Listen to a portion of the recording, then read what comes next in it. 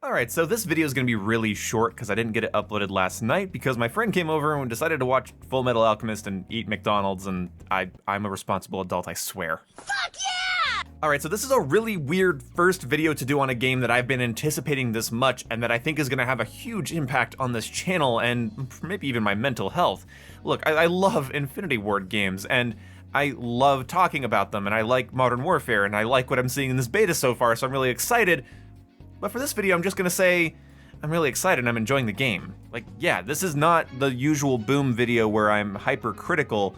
That will come later. Don't worry, I'm gonna rant and rave and shit all over this game, maybe even a little bit more than it deserves, because there are definitely things I want them to change, and some decisions that I find to be perplexing. You're gonna get rants out of this channel, you're going to get complaints, you're gonna get I can't believe they did this style videos, because that's fun to do.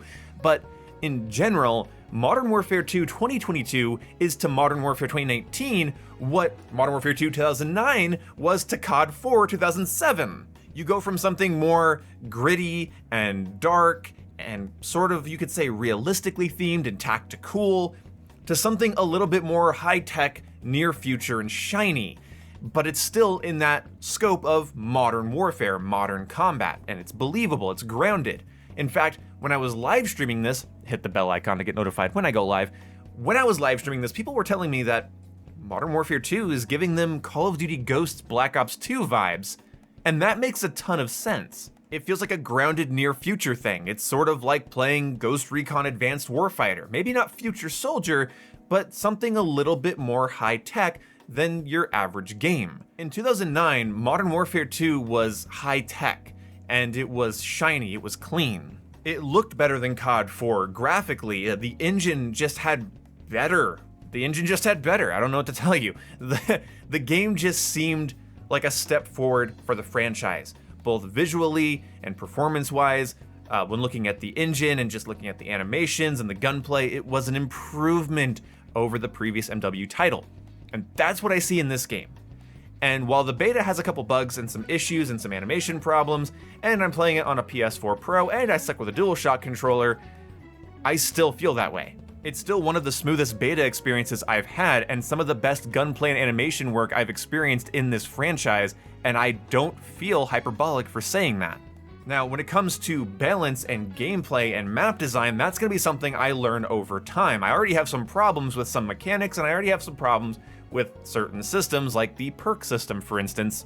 I'll be making an entire video on that, but I will say right now that it doesn't make any sense that this game doesn't have Dead Silence as a perk when the perk system is seemingly designed to reduce the effectiveness of crutch perks by making them something players have to earn in match. You get 2 standard perks and then a bonus perk, which you get pretty quickly, and then an ultimate perk, which will basically define your playstyle and give you a massive passive bonus through the rest of the game. See, they'll bring in Last Stand, which is something that Call of Duty players have always hated, and the last time I think we've seen it was Rejack in Black Ops 3, and that was a specialist ability people did not like. They'll bring back Last Stand as an ultimate perk, but they won't give Dead Silence as an ultimate or bonus perk, and that pisses me off. If you're worried about Dead Silence being a crutch, hey, you created an entire perk system here that's dedicated to not allowing people to use perks as crutches throughout entire games, so go ahead and make Dead Silence an ultimate perk so that slayers can really slay, especially after they unlock that perk. That makes total sense to me, because you can couple that with the field upgrade, so you have your bursts of silence up until you unlock Dead Silence, and then maybe you can swap out your field upgrade mid-match. You know, this just makes sense as I'm saying it, and it pisses me off that Infinity Ward won't do it or hasn't done it yet. Whew. Also, regressing back to non-destructible doors pisses me off because, well, Vanguard fixed the door problem. Vanguard's full of doors. The maps are pretty much 90% door, but you can destroy them, blow them off their hinges, and turn them into mincemeat. What's really cool in Modern Warfare 2 here, you can put a drill charge on a metal door and have it blow up on the other side of the door. Hey, that's really cool that I can fuse charge a room in a Call of Duty game. I don't care if people say that's derivative, it's fucking awesome. The thing is, why can't I blow the door off its hinges like I could in the previous year's Call of Duty game? There's also the inability to strafe and crouch while mounting, which I don't really like, and other things that I will complain about in later videos. I just wanted to bring that stuff up to let you guys know that I am being critical and I'm definitely looking into some shit to complain about, but in general, This game has my aesthetic. This game has what I like to look at in a game, you know what I mean? The weapons, the appearance, the animations, the movement, the ability to slide or dive to prone. You guys know, a lot of you longtime viewers will know, that's been an idea that I've been ranting about for a long time. Like, yeah, I hold and I dive, I tap and I slide. That makes total sense to me. Also, the ability to ledge hang and fire a pistol over a wall is fucking awesome. Just like when mounting was first introduced, I started looking at every ledge and every edge and every door frame as like, oh, this is a place I can reduce recoil and take cover. Awesome.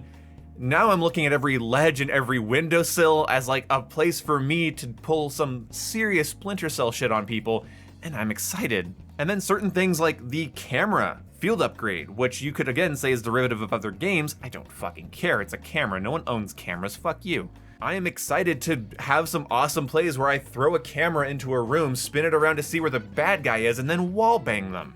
Campers be fucking where I can throw a camera into a room and then use a drill charge to blow up the room. I don't even have to enter it. I can put a drill charge in the floor and blow up the room below me or the ceiling in the room above me. I love that.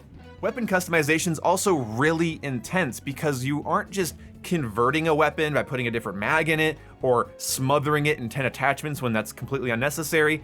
You still have to think about how you're customizing your gun because you are limited to 5 attachments plus your receiver swap. When you swap a receiver, you get a different gun. People are gonna say they're, different guns, but not really, they're just variants. They really aren't, and I'm gonna get really annoyed hearing this throughout the year because I guarantee you I'm gonna hear it throughout the year.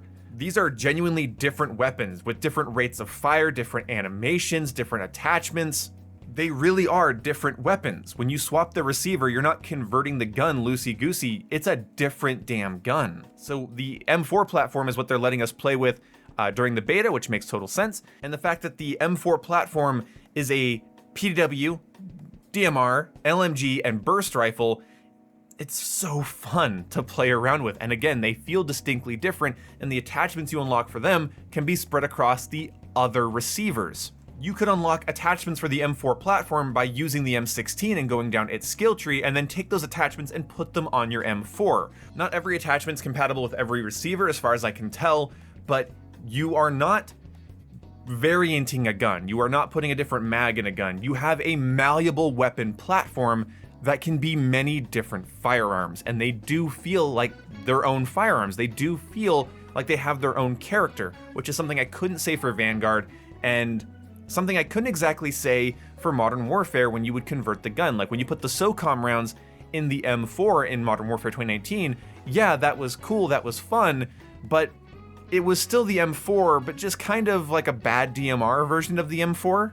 Whereas this is, you change out the receiver and you have a different gun, firing a different caliber with different characteristics, and it is a lot of fun. I'm excited to dive into Gunsmith and review weapons and just, honestly, nothing excites me more than reviewing guns in this game because it is going to be complex and enjoyable.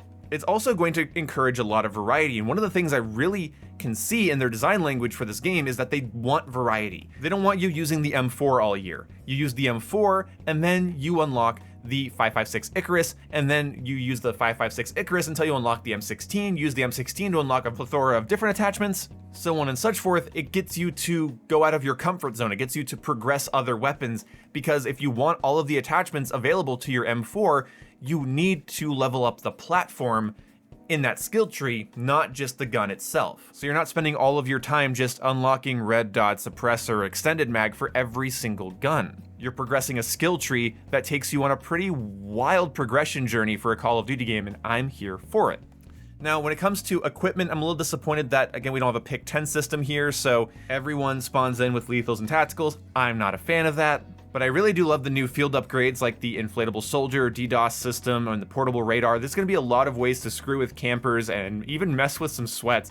It's going to be really fun to trick some sweaty asshole on the enemy team to, waste their ammo on my inflatable soldier while I'm shooting them in the back. That's going to be fun. Modern Warfare 2 has a lot of new gimmicks and gizmos and a lot of new systems that we're going to have to get used to, but I'm excited. I'm excited to have a Call of Duty again that has stuff to get used to. This has rekindled, re-sparked my enjoyment of gunsmith and weapon customization, and I am really excited to review these guns for you guys on this channel. I'm gonna review every single gun in this game because they're fun.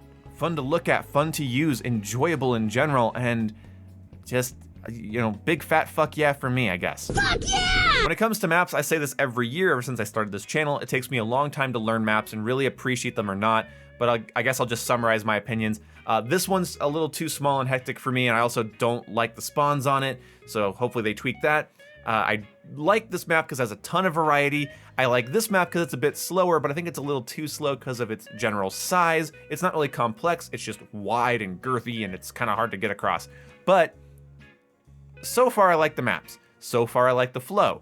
But people play betas weird. The people that are in betas are generally not the same people that you're gonna find in average matches, you know, once the game comes out. So making any big sweeping statements about map design or flow seems kind of stupid to me, so I'm not going to do it. Essentially, I'm really enjoying Modern Warfare 2. I look forward to critiquing it, I look forward to shitting on it, I look forward to ranting about certain elements of it. But the thing is I look forward to that because I enjoy the base game.